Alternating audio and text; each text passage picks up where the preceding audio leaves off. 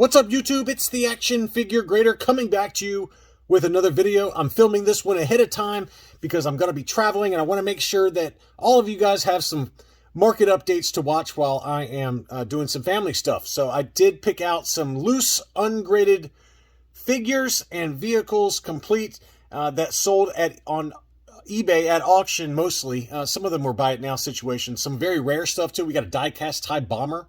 Lots of really good stuff. As you can tell by the thumbnail here, I'm out of money. I don't really have much money right now, so I couldn't bid on any of these, although some of them were very, very tempting.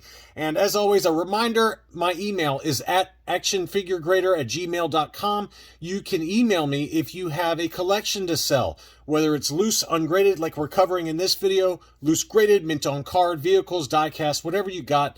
You can reach out to me and I'll put you in touch with trusted buyers free of charge who are looking to buy collections and pay very fair prices.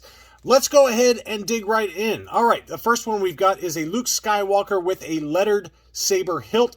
It was an EE on the hilt. Nice looking figure overall. It's always tough to gauge what a loose, ungraded Luke Farm Boy would grade, how it would grade.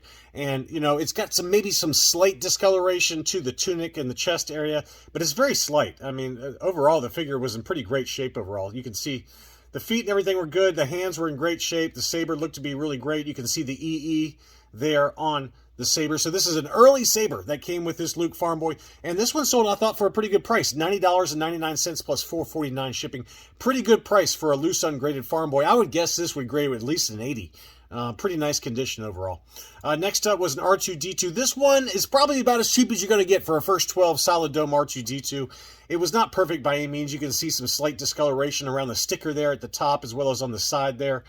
So probably like a 75 grade, but this is a first 12 R2-D2, not the sensor scope, and it looked to be in pretty great shape. You know, 75 maybe, somewhere in that condition. 48 bucks plus $5 shipping on 20 bids. That closed on March 17th.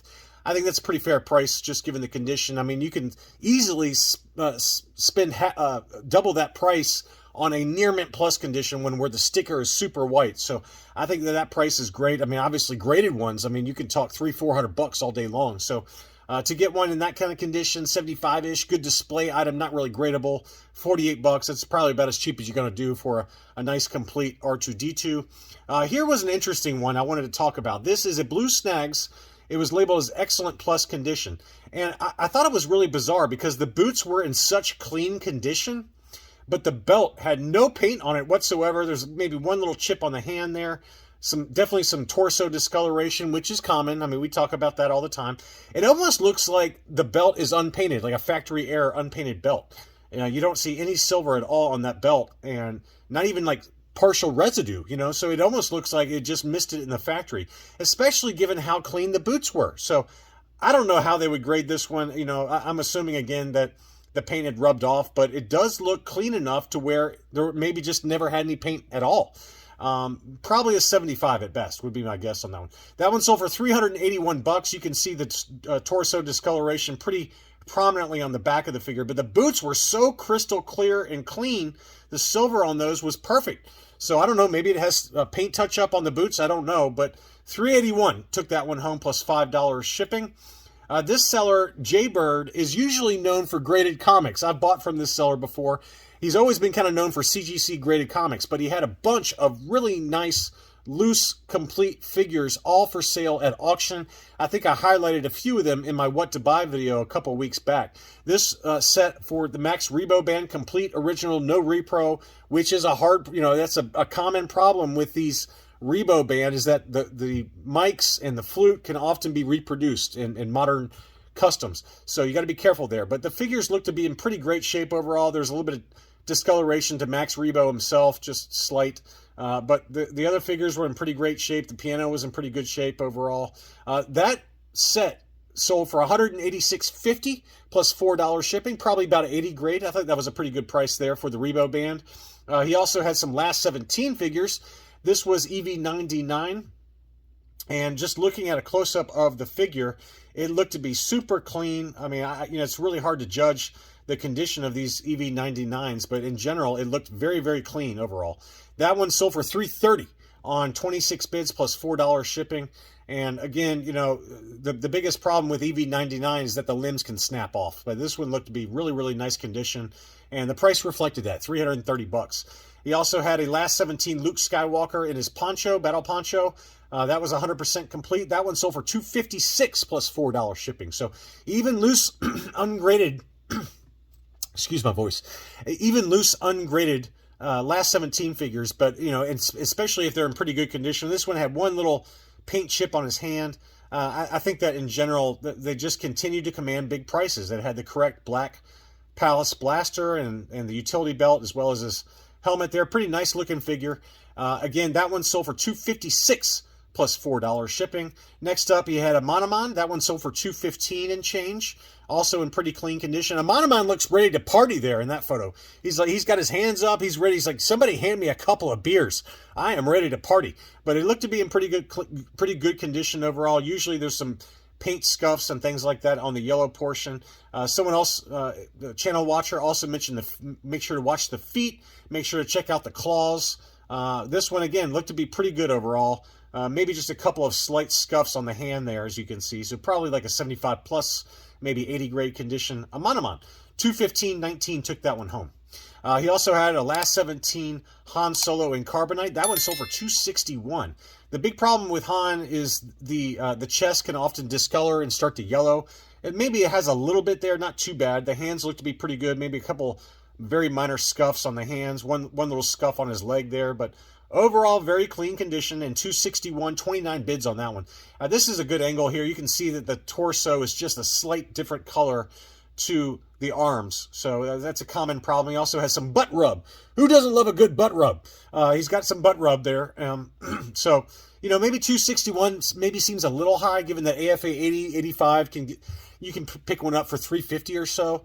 So that might be a little high, but in general, last 17, whether they're graded or ungraded, you're going to spend big money. He also had this dark green Kenner Yoda, and I thought it was an interesting one because the hands and feet paint are a kind of a deep green, and the head is kind of more like the gray green. So I don't know which factory produced this one. It is a Hong Kong figure, as you can see right here.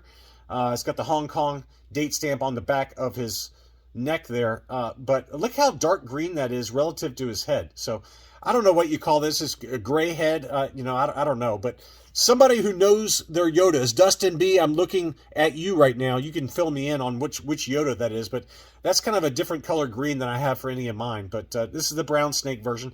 That one sold for $152.50 plus $4 shipping. Just a couple of paint chips here and there, but a pretty nice looking Yoda.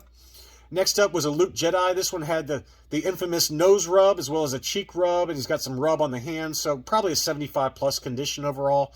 Had the correct gray Palace blaster along with the green saber and a sewn cape. That one sold for $92 plus $4 shipping. Pretty good price there, and I think it's because of the defects to the paint on his face and on his hand there. Next up was a brown-haired Luke Bespin. This is one I don't have. I believe this was the Hong Kong.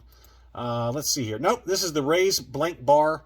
So this would be like the Meccano blank raised bar, and this has the brown hair. So a lot of people call this the overstock Luke Bespin, but you know, usually the raised blank bar on the back of the leg signifies that it's a Meccano figure. So nice looking figure though overall. Pretty good paint apps on the utility belt there. I would say this has got to be at least an 80 grade, maybe a 75 plus. It had one little scratch there on his chest. Maybe that comes out, but that's a really nice example of the Meccano Luke Bespin. $75 and change plus $4 shipping. Here was another last 17 figure, the Imperial Dignitary. No nose rub that I can see. Very, very clean example. Look how beautiful and shiny the paint is on that purple and the red. I mean, this has got to be an 85 grade Imperial Dignitary. Really great shape. That one sold for $179 US. This was up in Canada for 245 Canadian dollars. Next up was an Ewoks Duloc Scout. Complete, no repro, and it sold for big money, $148.50. I mean, oftentimes $200 to $250 will buy you one mint on card, admittedly not in the most perfect condition with a yellow blister. But this was loose and ungraded, pretty clean, very, very clean, actually, overall. $148.50 plus $10 or $9 shipping took that home. Got a few baggies that sold. Here was 8D8. This was sold by South Beach Toys. I always like their stuff. They have nice stuff. But this is a tape-sealed 8D8 baggie with that cardboard piece between his legs there. That just keeps the legs from kind of bowing in. That's a very common thing with these 8D8 baggies. Looked to be in really great condition. It was listed for 85 bucks. The best offer that was accepted was $70 free shipping. I thought that was a really great price for a tape-sealed baggie. Here's the tape on the back. You can tell it's got the original tape on there, but pretty good deal. 70 bucks free shipping on that one. And then they also had an R2-D2 sensor scope multi-pack baggie that was heat sealed, and I did look this up on the Star Wars baggie guide, and this one was a baggie type. I couldn't tell you which kind it was, but there are some baggies that are plain with no lettering on them that are heat sealed at the top, just like this one, and it sold for 175 bucks free shipping. So that's another data point. Seems like the R2-D2 sensor scope baggies vary between 175 and about 210. It's a pretty narrow band where they trade in. So here was a Luke Jedi baggie. This is always a tough one to find. This one had the green saber, and it was a tape sealed baggie. You can see the tape there, really clean condition. That one sold for $202.50. I thought that was a really great price for a tape sealed Luke Jedi baggie. Very tough one to find. You don't see those pop up very much, and they hardly ever pop up at auction. But $202.50 plus $560 shipping. Took that one home. I got a couple of die casts that sold. This was not graded. It was just kind of in a little case here, but this is the Slave 1 die cast. You can see just a little bit of yellowing on the plastic portion of the die cast. That's a common problem.